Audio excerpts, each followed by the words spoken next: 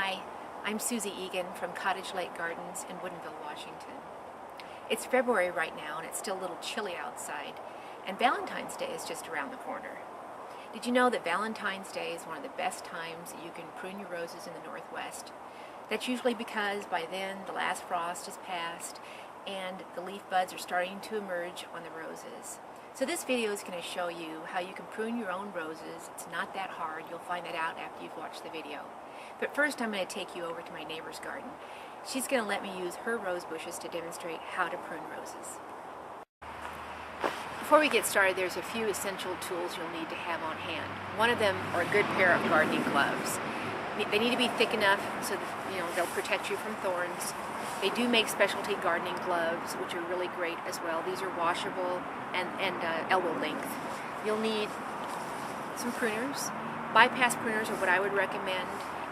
These are Felco's. Corona makes some that are less expensive. What I wouldn't recommend are anvil pruners. Anvil pruners have a straight blade, and they sort of tend to mash the branches rather than give them a good clean cut. A pruning saw would be great. And then the last thing, a pair of lopping shears. Okay, we're ready to start pruning now. There are three things we want to accomplish. One, we want to thin the rose bush out. Two, we want to develop a V or an arching type branch structure. And third, we want to lower the height of the overall bush. So this is the bush that we're going to use as an example right here. The first thing, you have to assess each bush. They're all different. This one, we want to try to find 4 to 6 canes, strong canes, the size of your finger or larger, that we're going to keep. Everything else will go. So I'm thinking we'll keep this one, one of these, and this. And we're going to prune out everything else. So I'm going to start pruning. I'm going to go all the way to the base and prune it out. We've taken that out. We're going to take out this one as well. There it goes.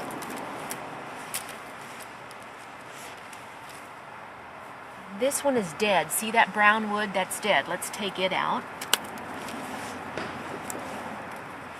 This is what they call an inward facing. And since we want it vase shaping, we definitely want to remove that one. Take that out.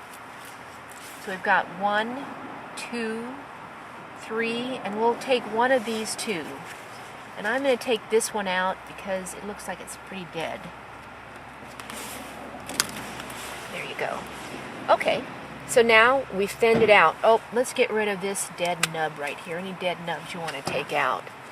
The next thing is we want to make sure that our remaining ones, this is inward facing. We'll take this one out as well. This is good. This is inward facing. Let's take that out. So what we're doing on the remaining ones is eliminating any inward facing buds. This is inward facing. I'll take all of this out. This is going inward. Let's take this out as well.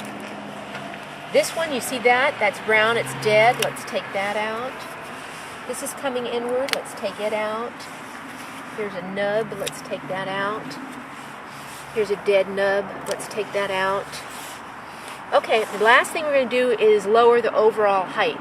And so what we're going to be looking for is these little red bumps out here. They're actually growth leaf buds. Here's one right here. We're looking for an outward facing one. That's a good one. Right above it at an angle, we're going to cut. Same thing here. We're going to look on the back side outwards and look for there's a bud right here, so we're going to cut above it. We're usually doing 8 to 12 inches from the ground. Looking up, looking for a bud. I see one. Oh, on this branch I see one right about here. This is outward facing. We'll do that one. And we have one last one right here. Actually, on this one, I think I see one right there. We're going to prune right above it. This is a little tall. So I look for my bud and prune right above it. Okay. And that's it. We're done. Okay, now it's time to clean up. We'll go ahead and remove all of the branches that we cut off and put them away. And then the other thing that's really important is to remove any dead leaves, because these leaves oftentimes have fungal disease, black spot, and if you don't remove them and dispose of them, when it rains, the spores can splash back up onto the shrub and reinfect the plant. So make sure you remove all the dead leaves. And then the last thing is, make sure you remove the compost that you put up against the crown before winter to protect it from frost. It's time for that to be pulled back now.